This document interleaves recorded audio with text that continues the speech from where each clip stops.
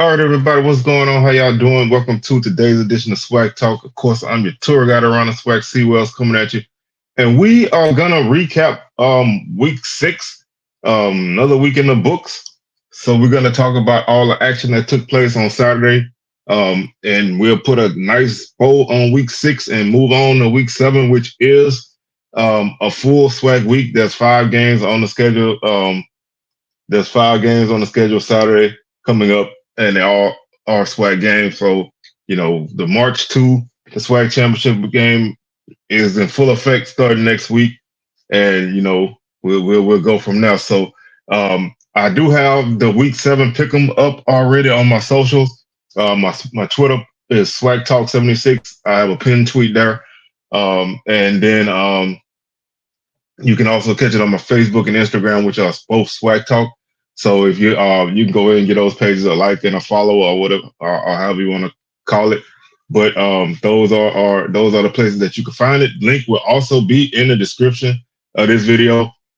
So if you want to get down on that, you can definitely do that. Also, I will be dropping a leaderboard for the Pick'em contest sometime during the week. Gonna tally everything up today, and I'll probably drop that tomorrow.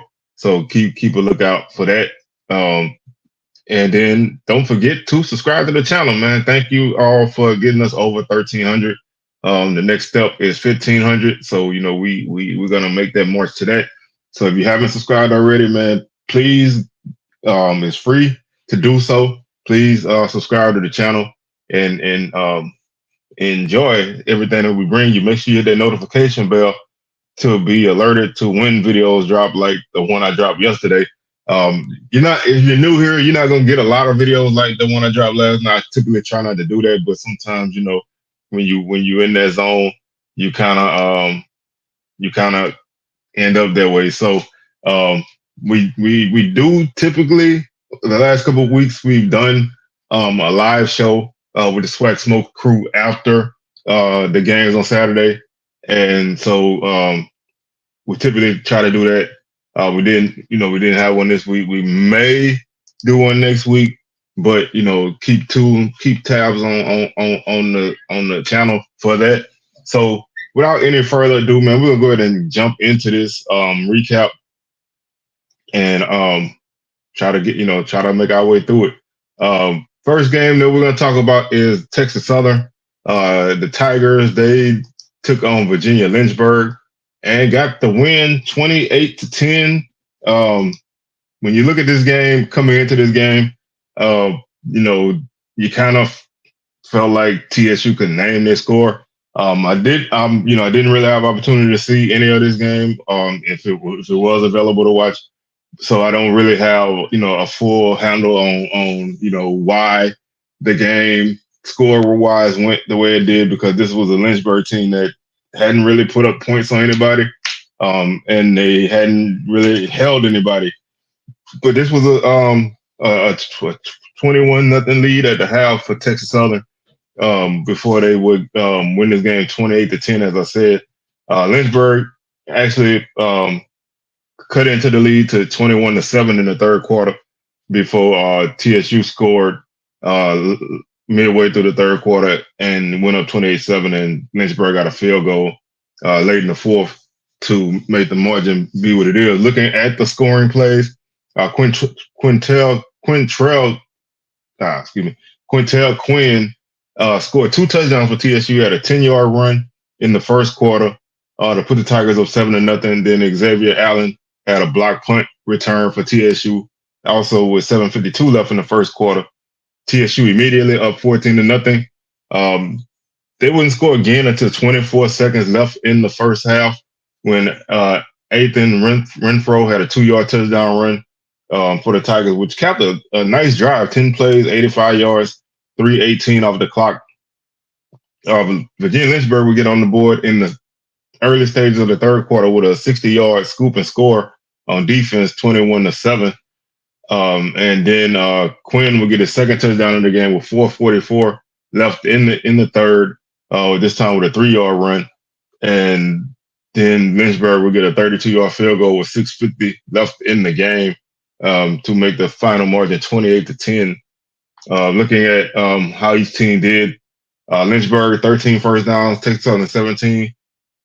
Only 55 yards rushing for Virginia Lynchburg. So TSU did a great job with their run defense against a team that's really struggled to move the ball all season. Tigers 222 yards on the ground, 39 carries, 5.7 yards per carry, 3 touchdowns. Great rushing game for them. I think that they seem to be a team that wants to be run heavy, and so you're not surprised with that margin on the ground, especially against an overmatched opponent. Really solid game there.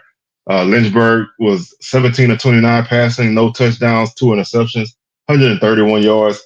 Texas Southern 8 of 13 for 118 yards, no touchdowns, no interceptions. They continue to not really throw the ball much. Um, they're a team who seem to want to have limited possessions. They want to slow these games down, and they want to run it. And they haven't really thrown a lot of passes in any of their games in the last few weeks. So I think at some point though they're gonna have to increase their passing attempts.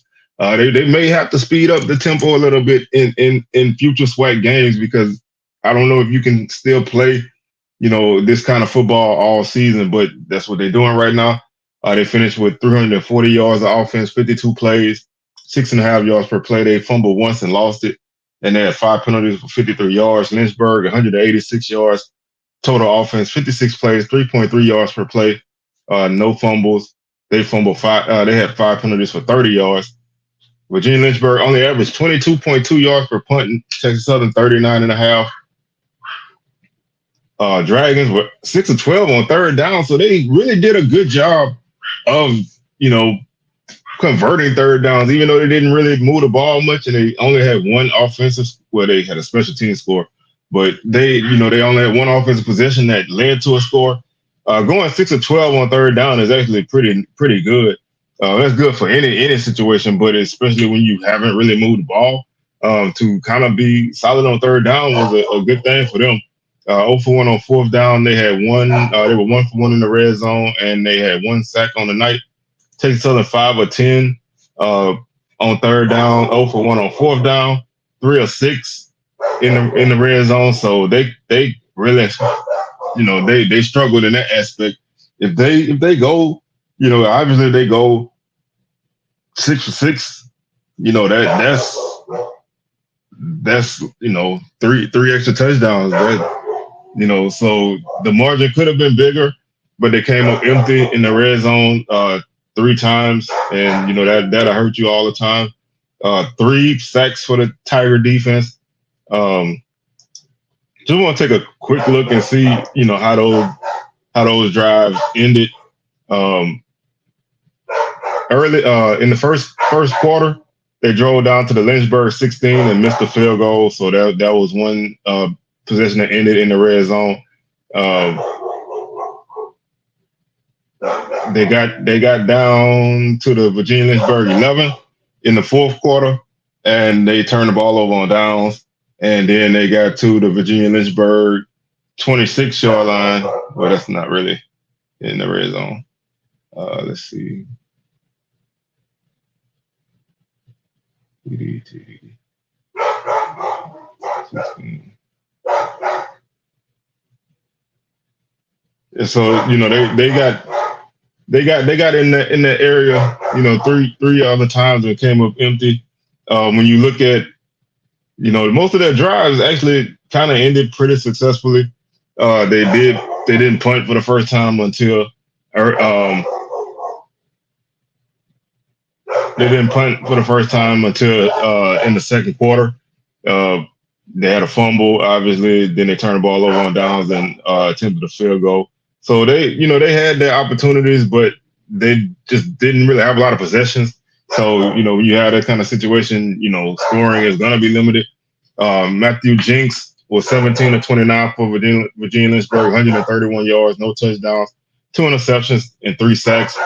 Jordan Davis, 8 of 13 for TSU, 118 yards, no touchdowns, no interceptions, 1 sack.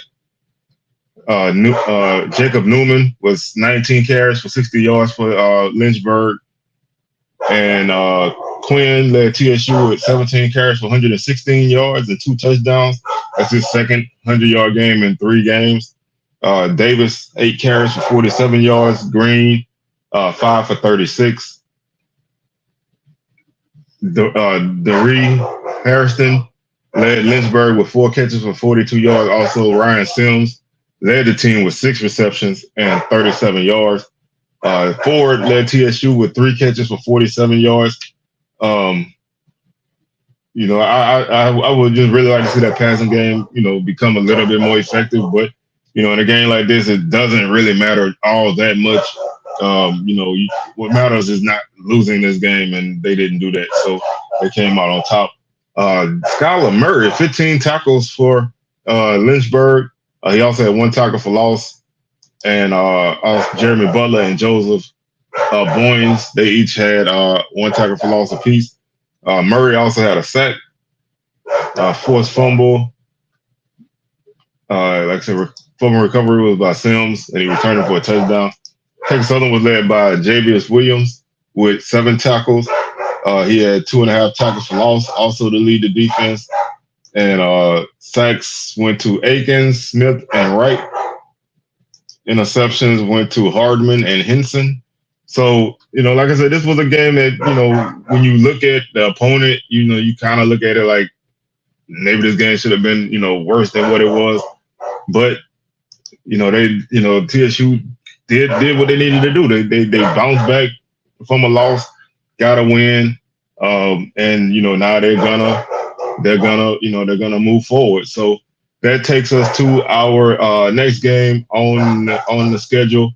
And that would be Prairie View taking on Incarnate Word in a game that had a ton of points.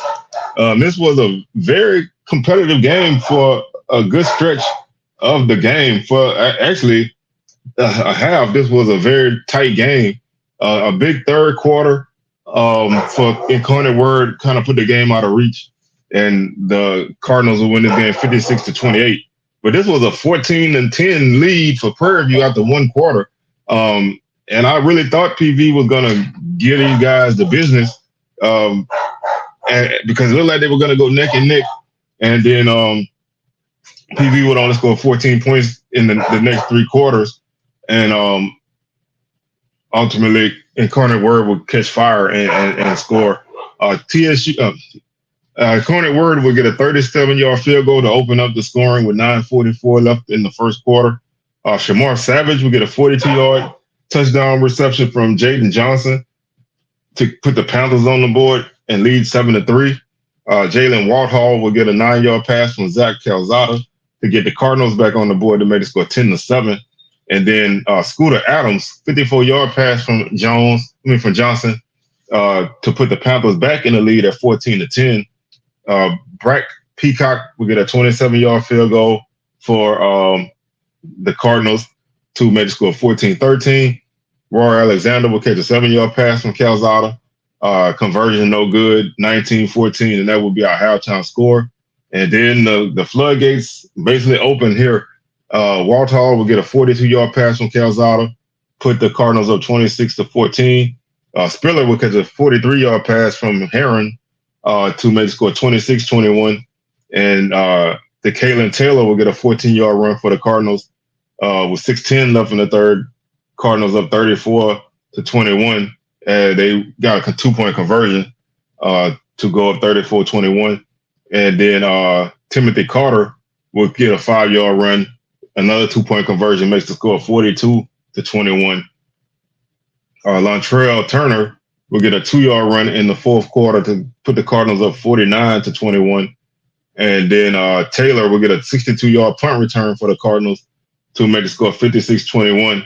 And then Eric Zachary will get a pick six from 50 yards out for Prairie View to make the score 56-28, which would be the final score. So this, like I said, this was a close game for a good stretch, and I thought PV could really, I was looking at the score, and I thought PV could really kind of keep pace with these guys, but Incarnate Word has an explosive offense, and they were able to put a lot of points on the board, and really move the ball successfully against PV and get the win. Panthers 15 first downs, Cardinals 30. Uh, 83 yards rushing for Prairie View, 26 carries, 3.2 yards per carry, no touchdowns. 225 yards on the ground for the Cardinals, 442 carries, 5.4 yards per carry, and three touchdowns. 197 yards passing for Prairie View, 15 of 28, three touchdowns, no interceptions. Incarnate Word, 291 yards through the air, three touchdowns, one interception, 27 of 36. 280 yards for Prairie View of offense, 54 plays, 5.2 yards per play, no fumbles. They had 10 penalties for 112 yards. This was a highly penalized game. This game had 24 total penalties with over 200 yards combined. 516 yards of offense for the Cardinals, 78 plays, 6.6 yards per play, no fumbles. And they had 14 penalties for 90 yards. Prairie View averaged 38 yards per punt. Incarnate Word, 39 and a half. Prairie View was only 1 of 10 on third down. So if you want to see where this game kind of went off the rails for them after the first quarter, it was there. And if you look at, if you look at the scoring summary, all their touchdowns were long touchdowns. So they didn't really drive the ball. Their touchdowns basically accounted for the bulk of their yardage. And in a game like this, that's honestly pretty concerning. It's nice to have explosive plays, and if you listen to me, I speak on explosive plays a lot, and they're good to have. But you really, you really, you really can't thrive off of uh, off of uh, off of explosive plays if you don't have anything else there. Their first two touchdowns, uh, they basically covered 65 yards apiece on those drives. And after that, you had a 28-yard drive, they ended in a punt, a 28-yard drive, they ended in a punt, a 14-yard drive, they ended in a punt, a drive that didn't get any yards, they ended in a punt. You had a 73-yard drive that ended in a touchdown. You had a 1-yard drive that ended in a punt, a 0-yard drive that ended in a punt, a 2-yard drive that ended in a punt, and a 6-yard drive that ended in a punt. So other than that, and then you had a 23-yard drive that ended in a punt. So other than the touchdown drive in the second half that covered 73 yards and 5 plays, you had 1, 2, 3, 4 3-and-outs and 1 4-and-out. So and a 6-play drive that ended in a punt. So just not much going there. And in the first half, it was a little bit better because you had a couple drives that were 8-play drives, 6-play drives, but Purvey just couldn't consistently move the football. And in a game like this, that's going to bite you, especially with a team that's being able to run and throw as much as they want. And that really just hurt Prairie View. They didn't get in the red zone because they scored 3 long touchdowns. So, they were able to hit fast, but they weren't able to move the ball consistently, and that hurts you in a game like this. Incarnate Word was only 4-12 on third down, so Prairie View defensively didn't do a bad job there, but they were 3 of 3 on fourth down. So 3 times they had them stopped, they allowed them to continue drive. They were 7 of 7 in the red zone, and they had 2 sacks. Prairie View didn't register a sack on defense. Individually, Johnson was 12 of 24 for Prairie View, 140 yards, 2 touchdowns, no interception, 2 sacks. Heron was 1 for 1 for 43 yards and a touchdown. And Cam Peters came in and he was 2 of 3 for 14 yards. Calzada, 23 of 30, 244 yards, 3 touchdowns, no interceptions, no sacks. Roy Alexander, 4 for 4 for 47 yards. And Richard Torres was 0 for 2 with an interception. Scooter Adams led Prairie View with 6 carries for 39 yards. Johnson, 7 for 26.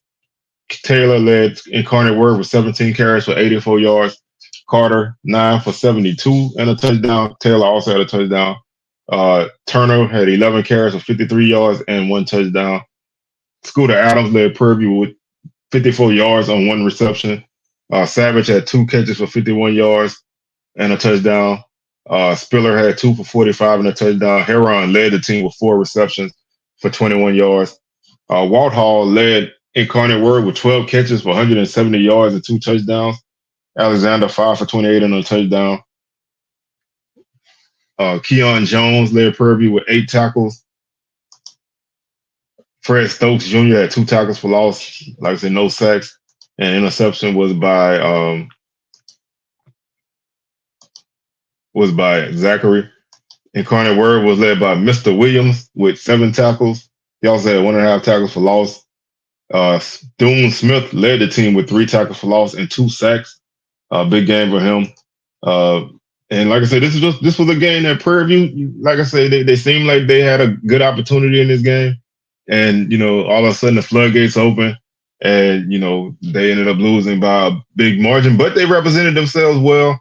When you're able to, at least hit some plays, you can't really ask for much more than that. Of course, we want to win these games, but you want to at least come to play.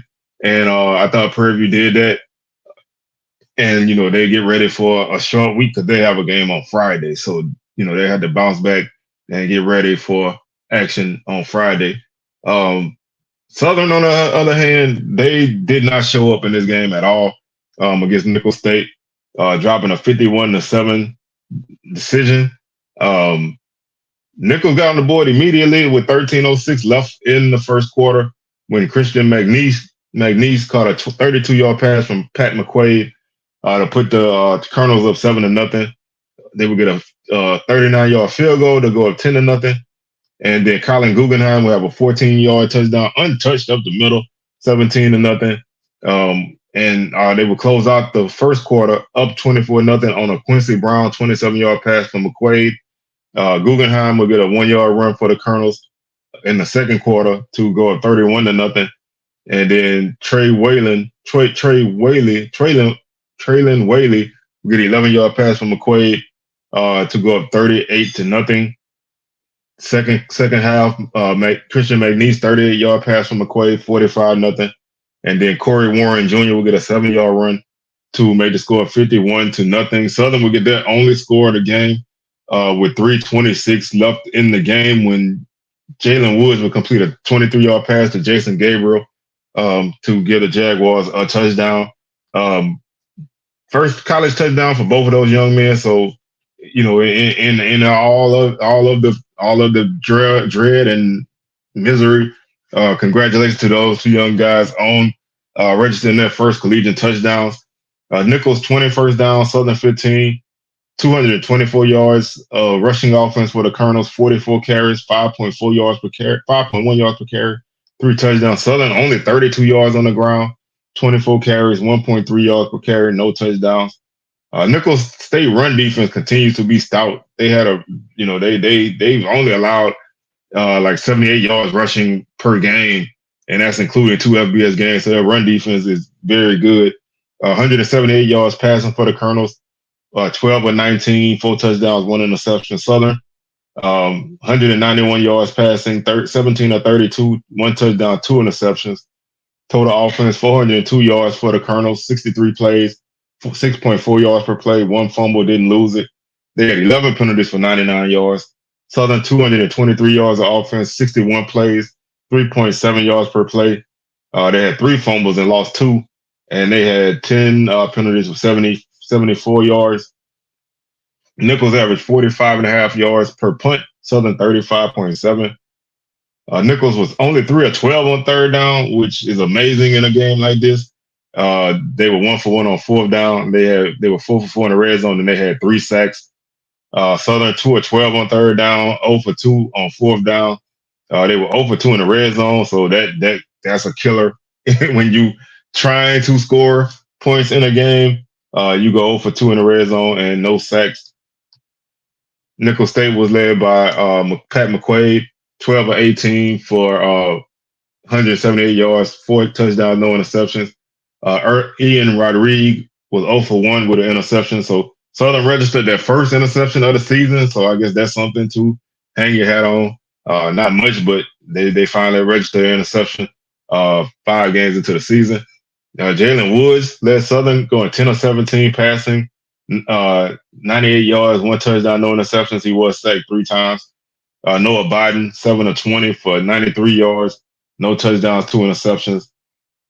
Guggenheim led Nichols with 16 carries for 99 yards and 2 touchdowns. McQuail Brock, 11 for 66. And Corey Warren, 10 for 36 and a touchdown. Barry Remo led Southern with 5 carries for 24 yards. Nichols was led by Christian McNeese with 3 catches for 92 yards, 96 yards and 2 touchdowns. Quincy Brown, 3 for 46 and a touchdown. Darren Morris led Southern with 3 catches for 47 yards. Corey Davis, 3 for 27. Dupree Fuller, 2 for 27. Eli Ennis led the Colonels with 7 tackles, along with Rashid Lovelace. They both had 7 tackles apiece. Quentin Sharkey led the defense with 2 tackles for loss. He also had 1.5 sacks to lead the defense. Interception went to Ennis and Lovelace. They both, Ennis and Lovelace both recovered fumbles. Lawrence Sullivan had 2 interceptions for Nicholls State. Southern was led by Vincent Page with 9 tackles. He also had 1 tackle for loss. No sacks for Southern. Interception went to Marcus Bourne.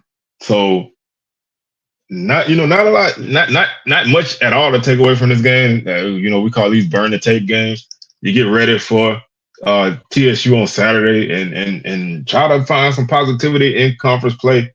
The only thing that I enjoyed at this game was this guy. He had one of those. I don't know if y'all remember those big hats that people used to wear. He actually made it himself. So that was like the only thing that I had any kind of enjoyment of during this game. This game was a total drag. So salute to that guy for creating his own cap, because they don't make FCS caps in those big hats. So salute to him. And that's that. So moving on. We're jumping into SWAC play with a game that, for whatever reason, I cannot find a box score. I'm gonna work off of one of the recaps. I can't find a box score anywhere. Hopefully, one will be made available at some point. But and it was a really entertaining game, and that's Alcorn in Pine Bluff. The Golden Lions would drop a 38-28 decision to Alcorn. Pine Bluff actually led this game 14-0. It was Alcorn. It was homecoming at Alcorn, and the Golden Lions really came to play. And like I said, they jumped up early in the first quarter with a 14-0 lead.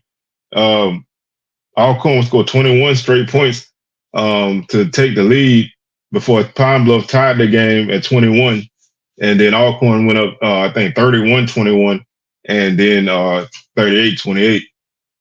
Alcorn brought the second best rushing offense into the game, and Pine Bluff slowed them down in the first half, but Alcorn finally got things going in the second half. Coach Hampton from Pine Bluff stated, even on the touchdown runnings that they scored by Xavier Vaughn, it was a scramble drill. We dropped their coverage, 3rd and 10. They put a guy in front of us. We go up. He made the guy miss. He said the guy can run. Obviously, he was just a better player on that day. Alcorn running back Jacorian Sewell finished with 107 yards and a touchdown on 22 carries. So he had another 100-yard game. He had a big game on the ground against Valley. So it seems like Alcorn is finding their footing on the ground. Pine Bluff's offense started hot before cooling off. Makai Higgins and Giovanni Gibson connected on touchdown passes of each of Pine Bluff's first 2 drives to take a 14-0 lead. Like I said, they wouldn't score again in the first half before the Braves really kind of made their way. Alcorn took their first lead on the opening drive of the second half when Tavarius Griffin finished the drive with an 8-yard touchdown run. Golden Lions answered when B.J. Curry fought his way into the end zone on 4th and goal from the 1, and Higgins and Gibson connected on a couple big plays on their drive. The game was tied at 21 with 9:13 left in the third quarter, but Alcorn took the lead with a 21-yard field goal from Noah Kiani. Alcorn was looking to, I mean, Pine Bluff was looking to tie or take the lead in this game. In the fourth quarter, when Alcorn defensive back Markel McLaurin recovered a fumble, McLaurin also had an interception in the first quarter.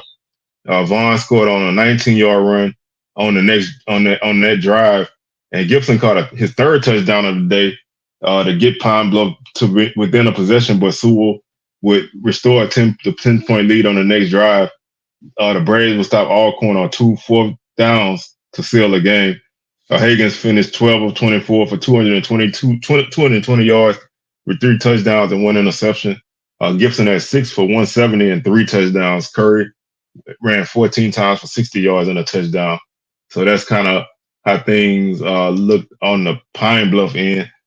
Just gonna take a quick look and see if Alcorn had a recap up. Maybe I can kind of discern some things from them, but they don't. So, like I said, this was a very entertaining game, man. Like I said, I didn't have a chance to watch any of it, but it was a game that Pine Bluff, which has kind of been what they've done all season, and that's kind of start hot and fade. They haven't really been able to maintain momentum when they get it, and they are a really entertaining offensive team.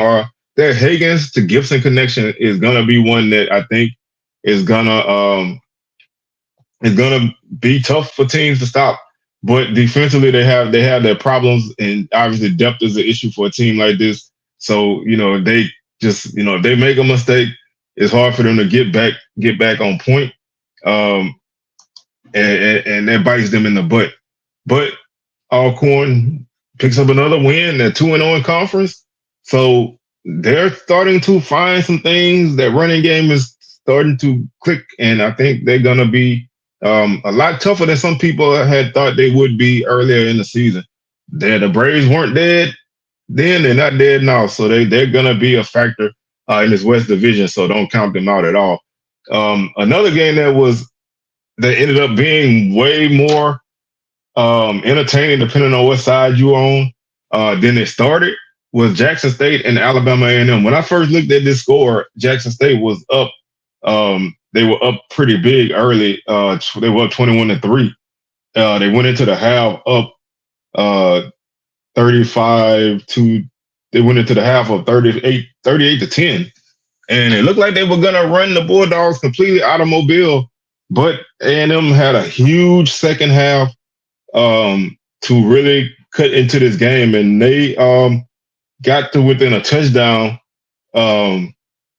with 2:46 left in the game before they ultimately would fall 45-38.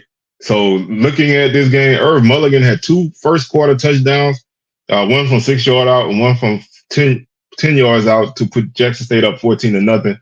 Austin McCready will get a 34-yard field goal for Alabama A&M to make the score 14-13. Then Travis Terrell, who is a guy, I think this kid might end up being SWAC Freshman of the Year. Another explosive play for him, this time a 96-yard kickoff return to put Jackson State up 21-3. Jonas Fertillion gets a 12-yard pass from Morgan. JSU goes up 28-3 at that point. Xavier Langford will get a 1-yard run for the Bulldogs to pull them to within 28-10. Fertillion will get an 18-yard pass from Morgan to go up 35-10. And then Baszler will get a 27-yard field goal to cap the first half, scoring at 38-10. Donovan Payne will catch a 20-yard pass from Langford. Bulldogs trail 38-17. Isaiah Spencer will get a 58-yard pass from Morgan to put the Tigers up 45-17. DJ Nelson will catch a 7-yard pass from Langford to make the score 45-24. The Quadrant Welch will catch a 12-yard pass from Langford to make the score 45-31. And then DJ Moffitt will get a 4-yard run for the Bulldogs to make the score 45-38. After that, just take a quick glance because, like I said, I didn't really get to see what happened. JSU would get the ball and basically run the clock out. So A&M didn't have a chance to do anything after they cut their lead down to 7. JSU would run out the last 2 minutes and 41 seconds of the game to preserve a game that ended up way closer than it looked like it had any right to be. A&M finished with 28 first downs, Jackson State 17, 210 yards rushing for the Bulldogs, 140 for the Tigers, 43 carries for A&M, 4.9 yards per carry, 2 touchdowns, 140 yards for Jackson State, 29 carries, 4.8 yards per carry, and 2 touchdowns.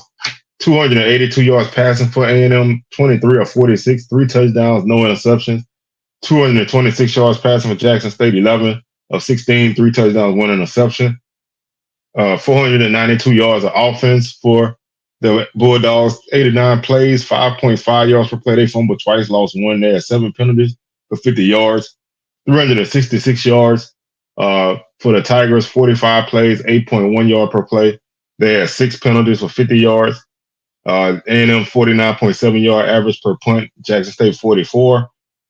And then 6 of 17 for the Bulldogs on third down, 6 of 6 on fourth down, and 6 of 6 in the red zone. And they had 1 sack. So they were very, I mean, I haven't really seen a team attempt 6 for fourth down, let alone convert all 6. But they really did a good job of keeping those drives going, especially in the second half, which helped them a lot. Jackson State was 3 of 7 on third down, 1 of 1 on fourth down. They were 5 of 5 in the red zone, and they finished with 1 sack. Individually, Xavier Langford finished 21 of 42 for 245 yards and 3 touchdowns. McReady was 1 for 1 for 34 yards. Brown was 1 for 2 for 3 yards. Smith 0 for 1. Morgan 11 of 16 for Jackson State. 226 yards, 3 touchdowns, 1 interception, 1 sack. Donovan Eaglin 14 carries, 88 yards to lead the Bulldogs. Irv Mulligan 16 carries for Jackson State, 86 yards, 2 touchdowns.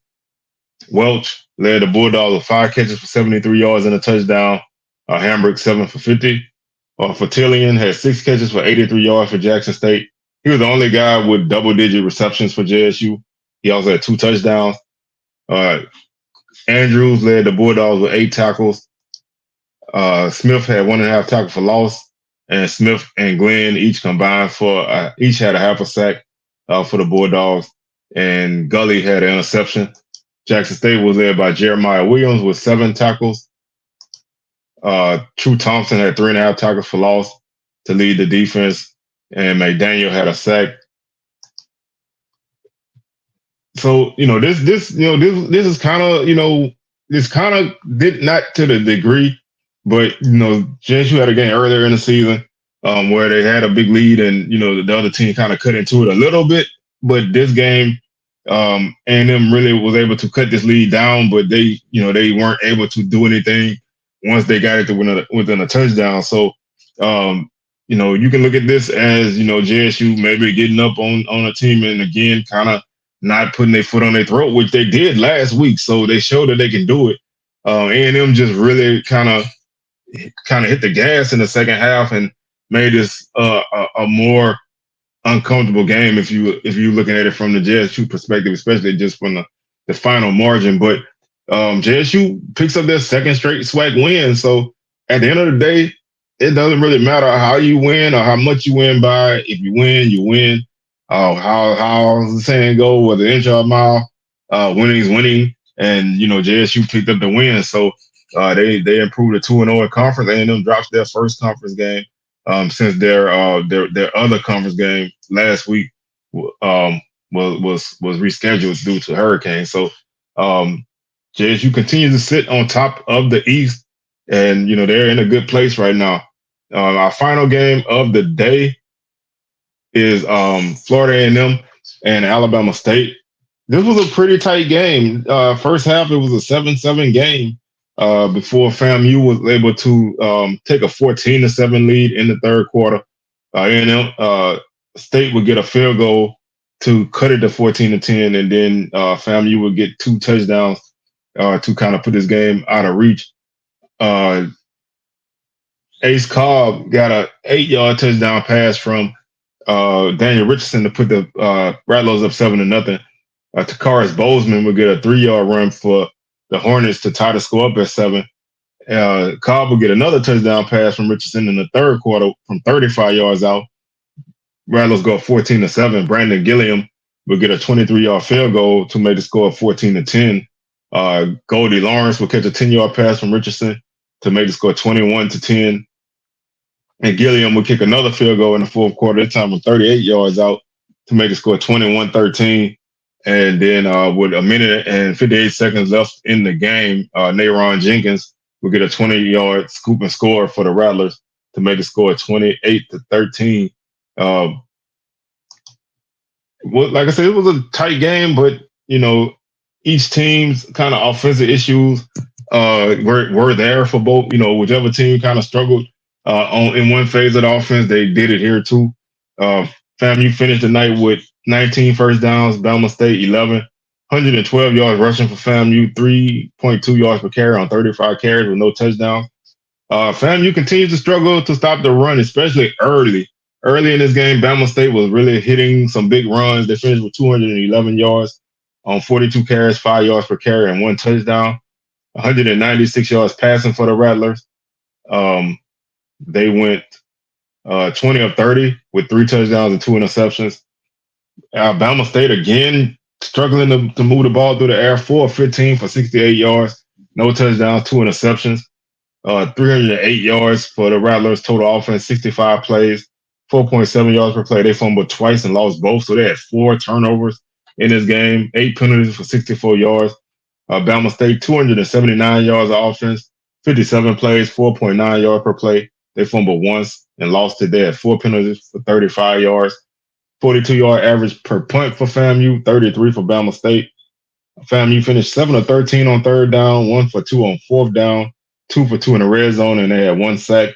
Bama State 2 of 13 on third down, 1 for 2 on fourth down.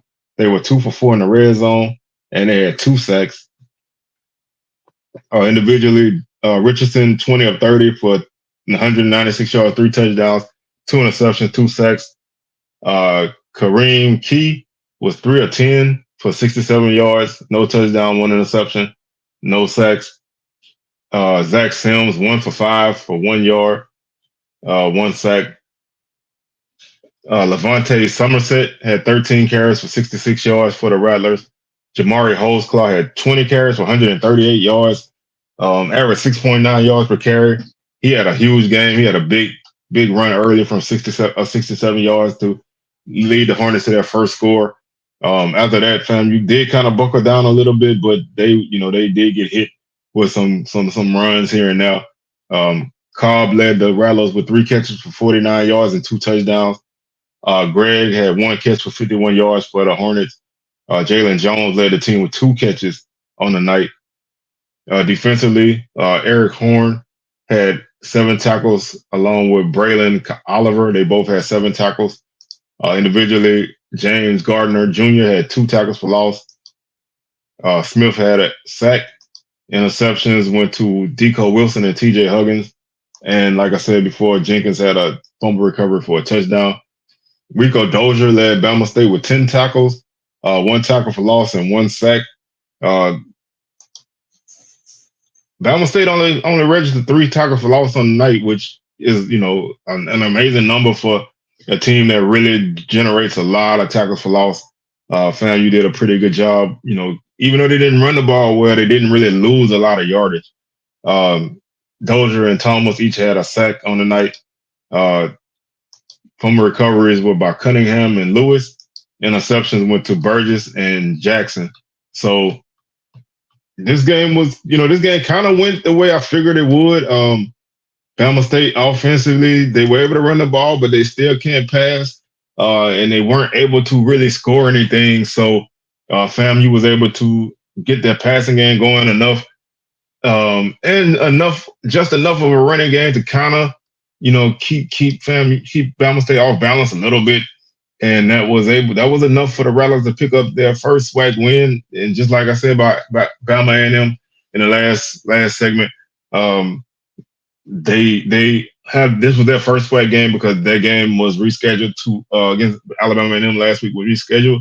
to the end of the season. So they're 1-0 with their first SWAC win. Bama State drops to 1-1 in conference play. So that's pretty much where we stand right now. I think we'll take a quick look at the standings. I mean, right now in conference play, the standings don't really mean a lot because pretty much everybody's only played at least one SWAC game. A couple teams have played two, but right now, we'll just take a quick look at the standings. Like I said, don't really mean a lot at this point, but we'll take a look at them. If we can pull them up. Uh, all right, right now Jackson State is on top of the East at 2-0. They're 4-2 overall. They've won two games in a row. FAMU 1-0, 3-2 overall. They've won one. Bama State 1-1 in conference, 2-3 overall. They've lost one. Alabama A&M 0-1 in conference, 2-3 overall. They've lost two in a row. Bethune 0-1, 0-5 overall. They've lost five in a row. And Valley 0-1, 0-5 overall. They've lost five in a row. Alcorn sits atop the West at 2-0. They're 3-3 overall. They've won two in a row. Southern 1-0. 2-3 overall. They've lost one. Texas Southern 1-0. 1-1 in conference play. 2-3 overall. They won one. Prairie View 1-2 in conference play. 2-4 overall. They've lost one. Pine Bluff 0-1 in conference. 1-4 overall. They've lost three in a row. Grambling 0-1. 3-2 overall. They've lost one. So that's pretty much where we stand right now. And looking at the schedule for week 7, like I said, we have we have 5 games in conference play this upcoming week. Starting on Friday, October 11th, Prairie View is at Pine Bluff. That's an 8 p.m. kickoff on ESPNU. So Friday night lights for SWAC football, and the other 4 games are on Saturday. Bethune-Cookman is at Bama State. That's a 2 p.m. kick. Bethune-Cookman is at Alabama A&M. That's a 2 p.m. kick. Valley at Bama State, 2 p.m. kick. Alcorn at Grambling, also a 2 o'clock kick. And then Southern at Texas Southern. That's a 6 p.m. kick. So those are the games for week 7. Again, we have our week 7 pick 'em up now. Link will be in the description, so you can check it there. And with that being said, man, I'm your tour guide around the SWAC, Sewell, signing out, and I will catch y'all on the rebound. Peace.